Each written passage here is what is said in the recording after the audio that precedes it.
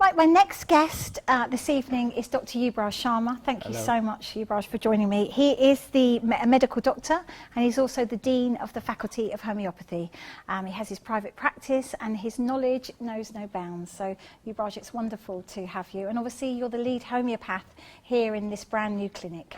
So, my first question to you is, how do you think homeopathy can help with an NDD? Well, they're all big questions. Consider with classical or traditional homeopathy by itself, that alone could help. Remember, we treat the whole person. So we're not treating the disease per se, we're looking at the person's total symptoms and signs. So people with, say, Parkinson's disease may come in with slowness of movement, rigidity, tremor. They may have all kinds of other things like smell problems, behavioral problems, depression, constipation. We look at the whole person. We know a large range of remedies, of which I guarantee there's at least several hundred that could apply in repertorization. It's a technique in homeopathy where we can look at what remedies match the whole nature of that person, their signs and symptoms and their behavior, their whole constitution. It's a bit like what Dr. Issac was saying, Isaac Mathai. He was saying you look at the whole person. That's the thing about homeopathy, isn't it? You look at the whole person rather than just the condition, per se. Yeah. And that aside... And why is that important? Well, because the person doesn't come in with the diagnosis all at once. It's not an isolated event in their life story. So we should look at the whole person from the beginning of life and even before. The antecedents in pregnancy, the birth experiences, the early childhood, earlier diseases they've had, any so-called suppressions of earlier conditions, ongoing, what do we look at, mental and emotional factors, spiritual as well, their purpose in life. And we look at the whole thing, and environmental insults, chemicals, drugs, toxins, injuries, accidents, whatever it is we're looking at. The whole thing goes into the pot. It's not the same as a very narrow specialist approach where a neurologist would only look at what's going on in the nervous system and ignore the gastrointestinal symptoms or the neuronal symptoms or whatever, the gynecological symptoms. The whole thing is part of the person. Now, you've been doing this for a few years, which we say. How many years have you been practicing homeopathy? Well, I trained at the Royal London Homeopathic Hospital when it was called that in 1995-96. So I've been in practice since then in homeopathy.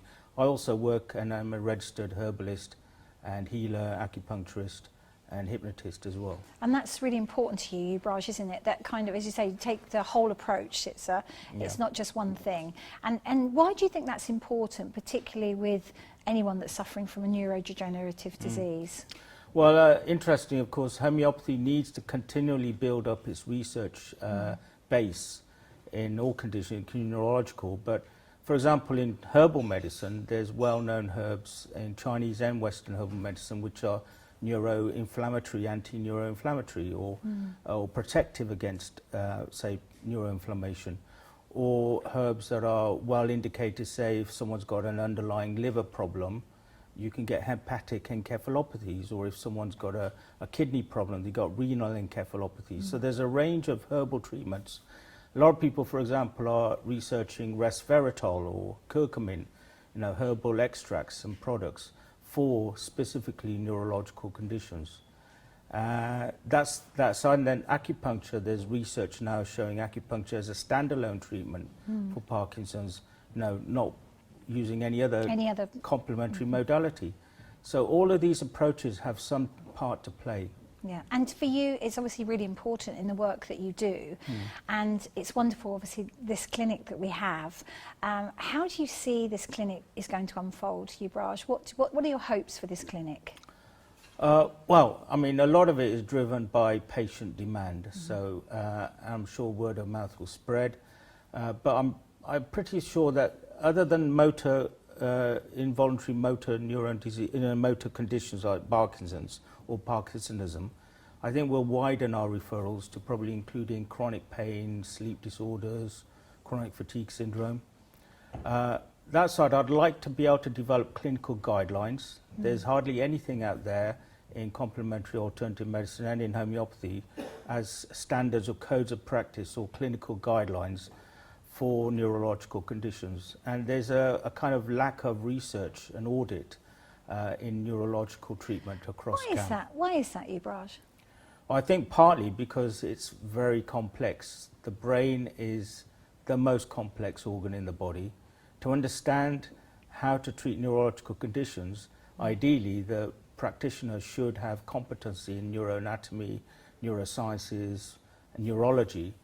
And I think there's a shortage of expertise and training in the sector.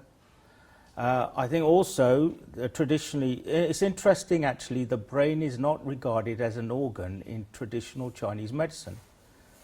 It's not one of the 5 major organs, which are heart, liver, lungs, spleen and kidneys, which is interesting. And even the ancient Egyptians, if I could go back to them, let's go back. they disregarded the brain. In fact, they removed the brain through the nose, breaking the ethmoid bone, scooped the brain out of the mummified body.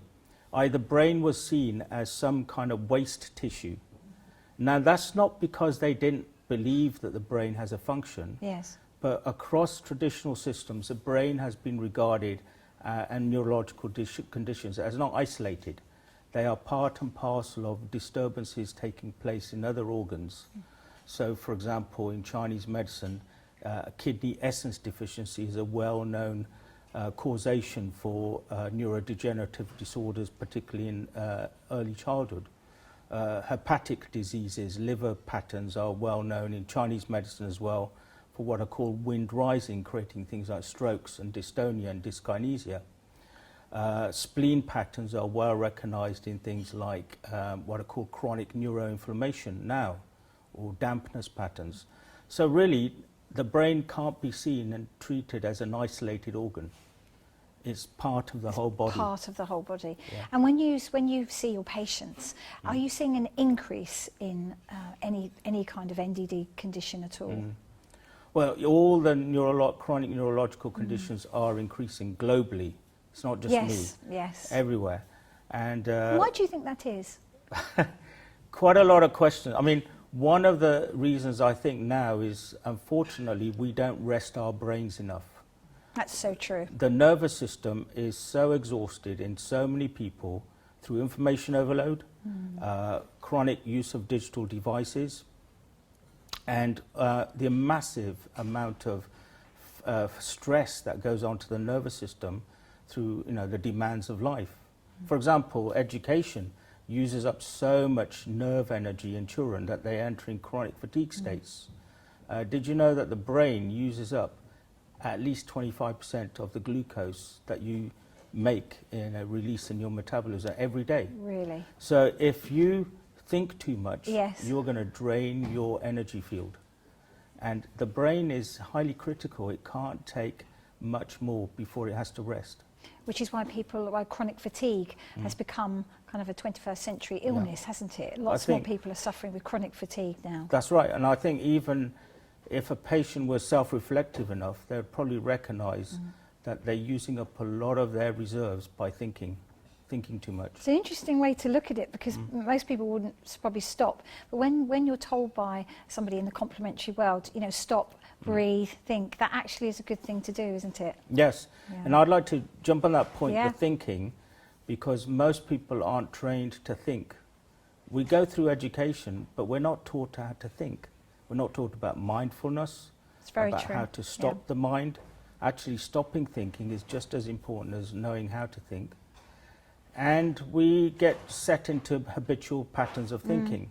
So part of the clinic service is, for example, using an anthroposophical concept in anthroposophical medicine of life story analysis, looking at how people have thought over the years. Yeah. And over the years, if you look at anyone's life story, there's normally an evolution, a progression of how you see yourself and see the world. Yes. A kind of self-reflective journey through life. And a lot of people with diseases, but including neurological diseases, don't go through that self-internal review.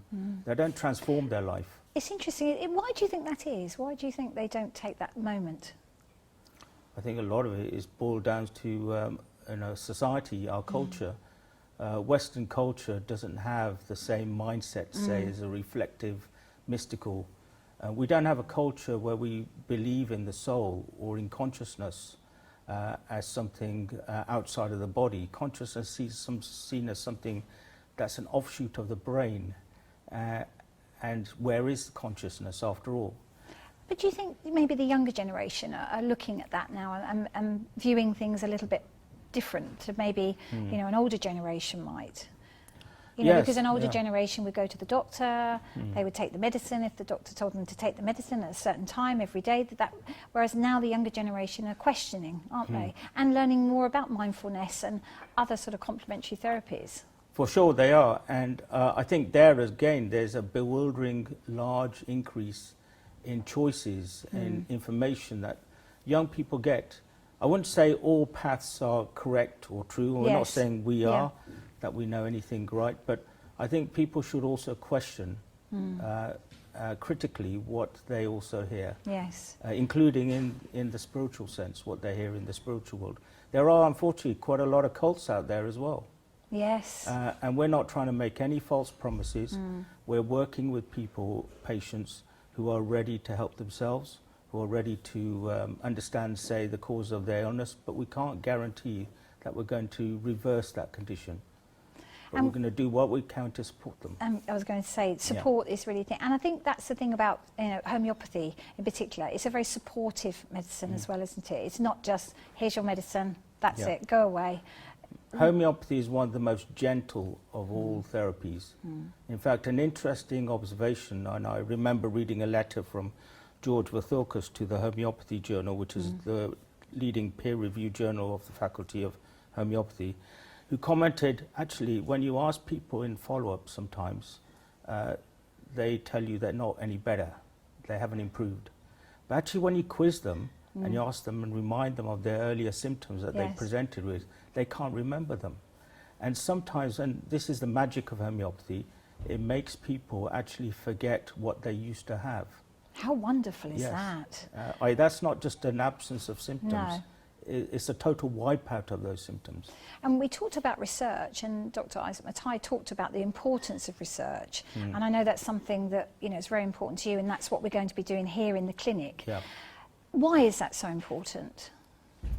Well, in my kind of later years, I've learnt to actually value audit, which I didn't used to so much in my earlier years. So there's an active audit of the clinic. What we're going to do is, what are we doing? What treatments are we providing? What are the outcomes? In terms of formal research proposal, we're going to hopefully publish a case series on Parkinson's disease, and that's anticipated over the next 2 years. The data collection is started. In terms of the wide range of conditions, we're just going to collect the outcomes and then see where we are with the audit and publish that. Yes. And ideally, as I said, I'd like to be able to publish some clinical guidelines coming out of this clinic as well. And again, I think that's really important for the skeptics, as we've discussed, But for you, what do you think any other treatments we're going to be using here in the clinic? You touched on obviously a few, and again, you've said because it's kind of more of a holistic approach, isn't it? Yes, yeah. And I know it's important to you, but perhaps for anybody who's watching and here tonight who doesn't understand the importance of that, why is that so important? Well, I mean, in one sense, a patient isn't the same, doesn't have the same perspective or focus as a research project, say, who wants to prove that a particular treatment, such as homeopathy, may help a particular neurological condition. We're not trying to prove that.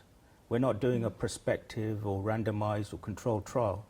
This is just a clinical situation. So we want that patient to have as much useful, reliable, authentic, genuine treatment, indicated treatment that they need now, rather than deferring later.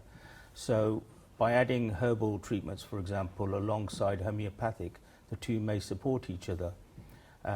As I've mentioned, there are plenty of herbs already well established empirically over thousands of years for neurological conditions. There's actively more and more research proving some use of some herbs like turmeric, ginkgo, St. John's wort. Yeah, you see those all the time now, don't you? All the time. Added to which, we're also providing healing in this clinic, and that's a mixed bag of a blend of treatments, hands-on healing. designed largely around Reiki, but also adding anthroposophical medical principles. There's a chance to possibly use some acupuncture and hypnosis, but at the moment the three core techniques are healing, homeopathy and herbal medicine. H's, all the H's. That's right. Which is great. And that's an accident. Yeah. And for you, Yubraj, I mean, I could talk to you for hours because you've just got so much information.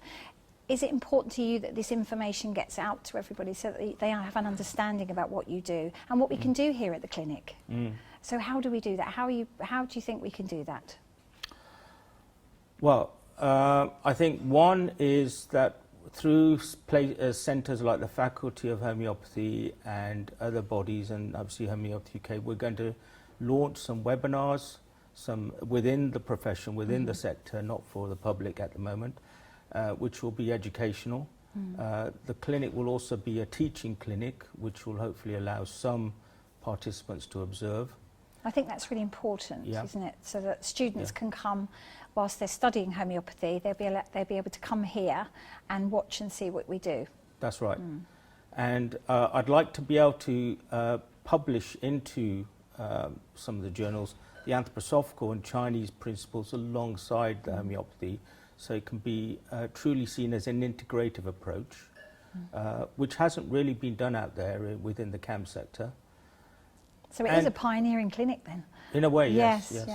And why do you think that is? Why have they not, put those two? Why hasn't anybody else sort of looked at everything that you can have from a medicinal point of view and put those together and realise that actually the combination works? It really does work. It's often just resources, but people. Basically, you need the practitioners who can deliver that service. Thankfully, I've been trying to do that for decades, and I've been given the opportunity through your charity to do that. So I'm grateful in that sense. Well, we're grateful to have you, Yubraj. Why is it important for you personally that you can run this clinic? What are your own hopes and goals for this clinic? Well, I probably could answer that by saying, although I'm very orientated towards healing and health and medicine as delivery, I'm also extremely academic and intellectual. I'm a lifelong student, and hence I'm fascinated by neurosciences and neurology. It drives me to want to understand nervous diseases at the deepest level possible. And so I think this is a clinic that can help me apply that. And it's interesting what you were saying. Take a step back when you were talking about, the digital. The fact that so many young people now are so digital. We're so digitally focused, aren't we, all the time? So, and because of that, or maybe we don't know, but it might be a contributor, the increase in the neurodegenerative diseases. Well, that's not going to go away, is it? So no, what do that's we a do? philosophical question, which just to throw a point there, because of course in computing science, the brain is seen as a computer, a parallel computer, not a serial processor, as in a brain can actually process multiple threads at the same time. The nerves, by the way, the action potential, which is the nerve signal, is an on or off signal. It can either be fully on or off, but there's no half. There's no half. There's no halves or gradients of an action potential. A nerve either fires or it doesn't fire. Hence, computer programmers and computer scientists see the brain as just a gigantic network of binary code signals, noughts and ones. But actually, that's an illusion. That's how they see the brain, but hence the brain is seen as some kind of machine. Yes. Where's the consciousness? Where's the soul? Where's feeling, emotion? Where's fuzzy logic? So I think some of our digitalization of the world does have an impact on our nervous system. I don't know if you realized in the old days when they used to have a television with an aerial, which was just a wire, and you had a poor signal. Yes, I remember and that, you used to have to hold and move the aerial and improve the signal. And you thought it was the movement of the aerial that you just changed its angle and that improved the TV image.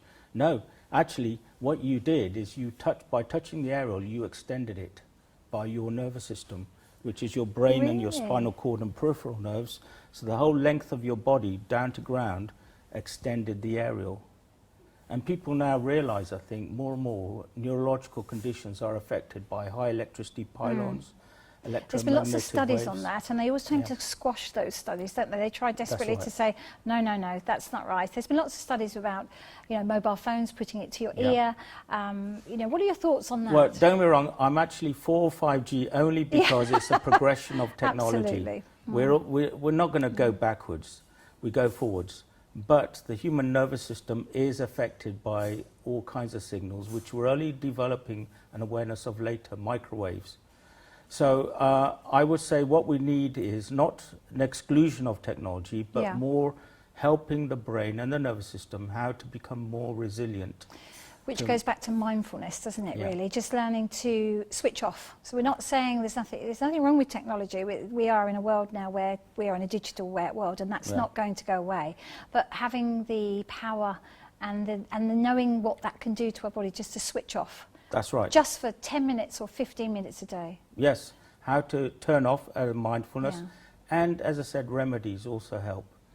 Another good example is, I mean, when you look at the outside world, this is how neuroscience sees it. If you look at the outside world and you see something and you have a visual image of that in your brain and a visual memory, is that the same as the outside world? That's a philosophical. It's not, obviously, because what you have is a representation of the outside world now in your memory. So it's an interesting thought process, isn't it? Yes. So is a digital apple that you see on a screen the same as a real apple?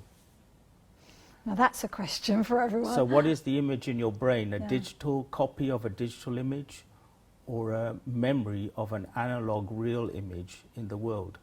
So fascinating. We're developing a whole generation which are using their nervous systems in a radically different way, sociologically, neurologically, educationally. Even the thought process itself, isn't it? Do you think that's changed because of the digital world that we live in? Yes, I mean, for example, when children used to put square blocks through a square hole and a round block through a round hole in the games that involved physical activity, now they might do something on a screen, to play with objects. That is a disembodiment of the early learning formative experiences in the nervous system. Parts of the central nervous system may not necessarily make the right connections to the peripheral nervous system, because children are actually looking at a screen learning and not physically playing.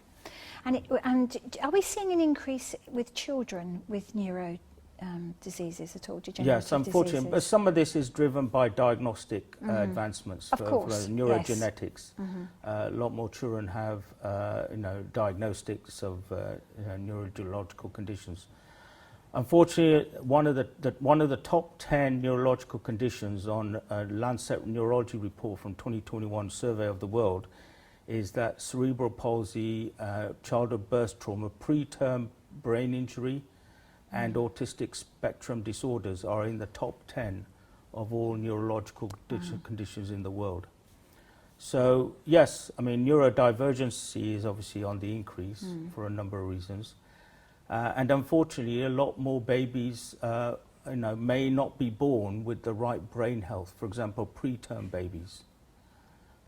They often get certain toxic or metabolic problems in their early nervous system. And do you think the food has anything to do with that, Yubraj? Well, it's a debatable question. Are we eating food that is hopefully healthy, or is it burdened with pesticides, genetically modified agents, alkaloids that are in the soil now? That's a good question. We certainly do need to look at nutrition.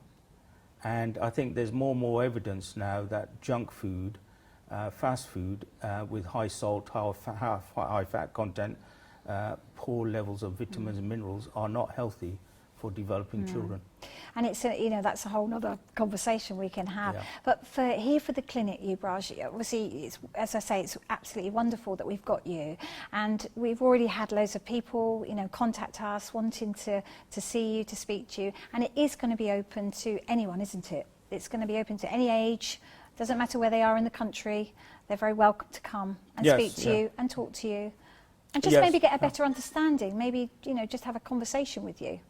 Yes, I mean, if someone has a query about coming to the clinic and they contact the team at HUK, Homeopathy UK, I'm happy to be passed on a query. We'll respond about the eligibility or whether it's useful to have an appointment.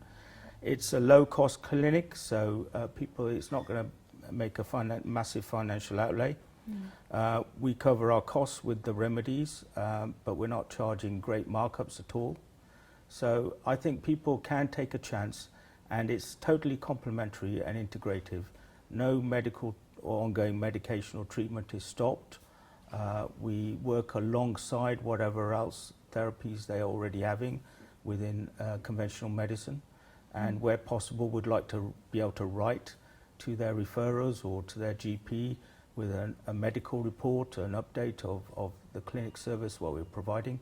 So it's hopefully totally integrative. Yeah, well, it's been fascinating talking to you. Thank you so much for joining us, Dr. Yubraj Sharma. Thank you. Thank you.